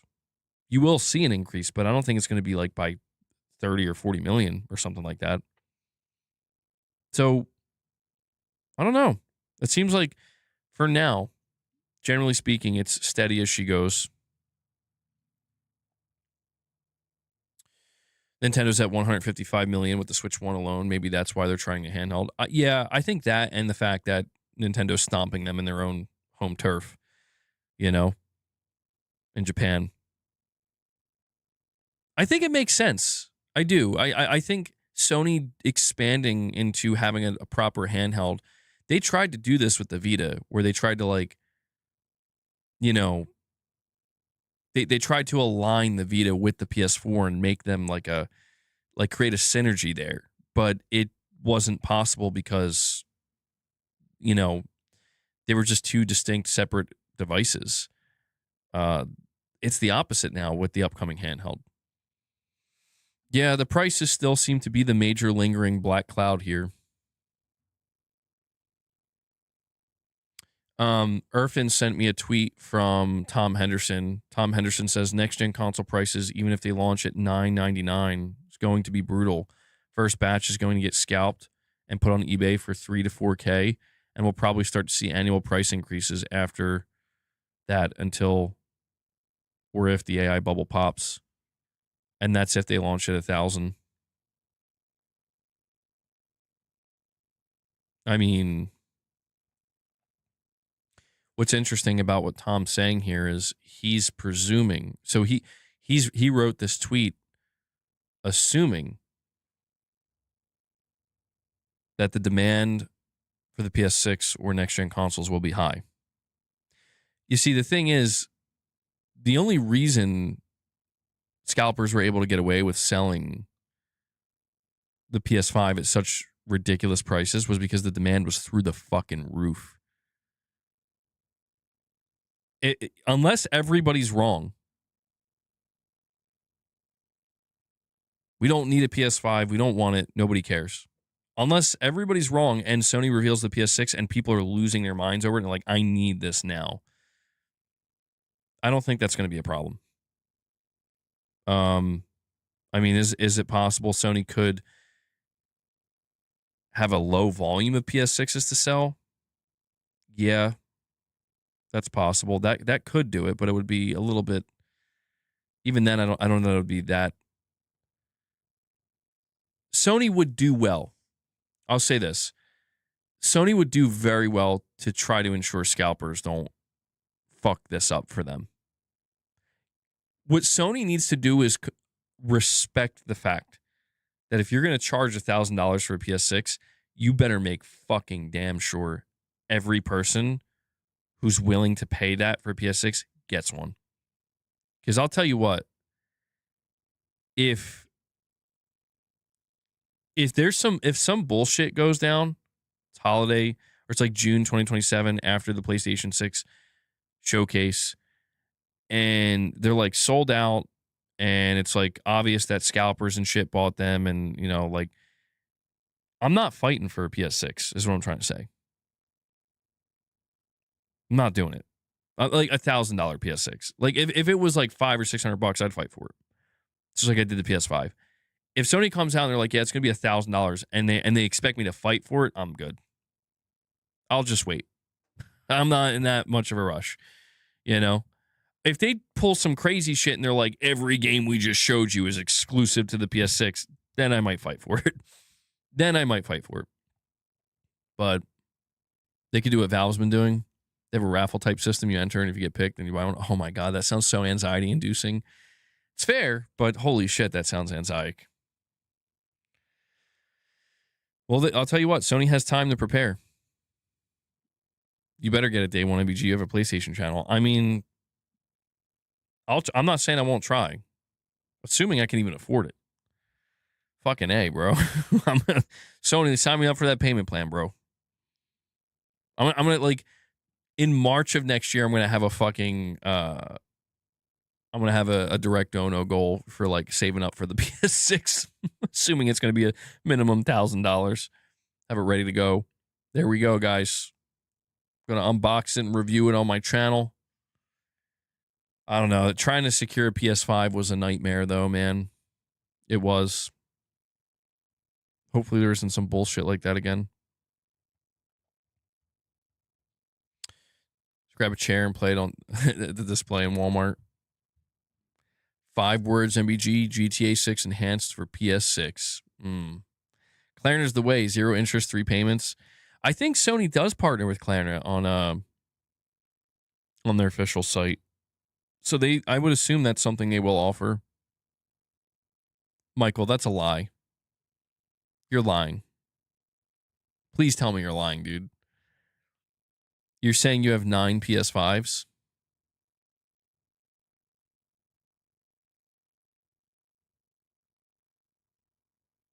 Keep in mind, $1,000 in the US would be like $1,400 in Australia. Oh, man. That is true. Yeah. That's not a lie. I was an anti-scalper. That was all in the beginning. God damn. MBG, thoughts on jailbroken PS5s being able to play PC games? I don't really have any thoughts. I guess cool. Guys, I do think I'm going to wrap the stream up here, though. I'm not feeling too great today, as you can tell. I keep getting this insane muscle spasm in my back, and it's fucking driving me nuts and causing me some pain. But I wanted to make sure to at least read through this with you guys, because, again, I wasn't expecting this to come out today. Still would like to know if Sony still believes there's demand after the latest sales data, but Digital Foundry believes what most of us do, that all GTA 6 versions will be 30 FPS. Put my name in your will. Okay, Michael. I'll be sure to do that. Thank you all, Rory. Yeah. I'm gonna go lay down for a little while, see what happens. Hopefully, I don't know. Hopefully tomorrow I'll be back and I'll be a little bit better than I was today. I was okay yesterday, so just gotta take it day by day at this point. But yeah, I do appreciate you guys showing up and hanging out with me today. We got a lot of direct donations today, so thank you guys for that. And if you dropped any super chats as well, very much appreciate it.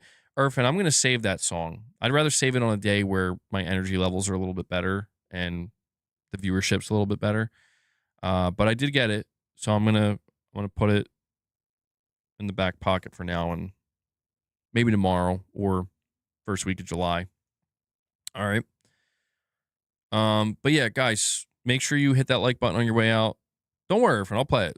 I promise. Is it a long song, by the way, or a cover song? I mean, I don't like to do the covers. I listened to your to the Black Hole Sun. That was really good as well. Matt says perks and whiskey, bro. I want to give a shout out to Devil Shooter, by the way. Devil Shooter. Oh, it's only 1 minute. All right. If it's 1 minute, I could do that. I didn't know if it was like a 5 or 6 minute song. If it's 1 minute, I could do that. I can't say no to that. Hold on. Let's see. This is Irfan. He sent us a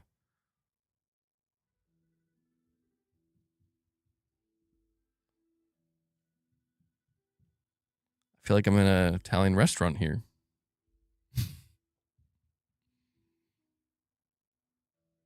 Hold on. Sorry. I just realized I wasn't playing it. Let's try this again. Sorry.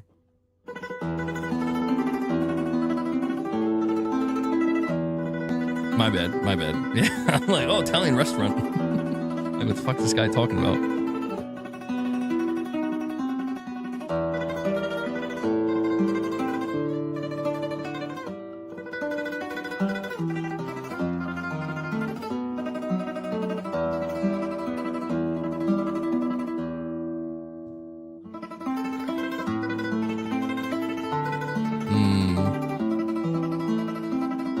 The Godfather. It's good, dude. It's good.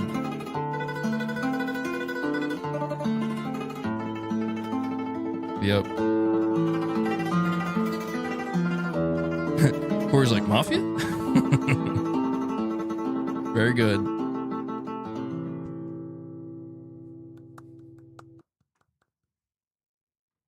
Very good, Irfan. I like that.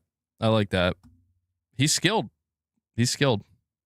Well, there you go, Irfan. Thank you for sending that over, bro. That's Irfan's way of saying thank you to the community for supporting me. You know what? Boss is here, though. Hold on. Boss is actually here. Boss, come here. Hold up. Come here. Oh, my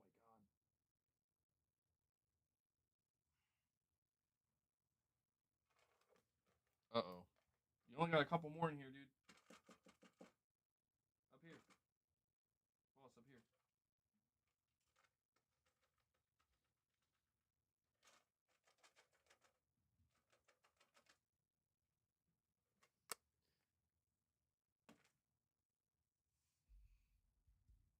Boss like never shows up now, so I gotta take advantage of it when he does. Before we roll out here, feed the beast. Give him a couple treats. I'm sure he will essentially instantly inhale. Bobby, thank you for that, man.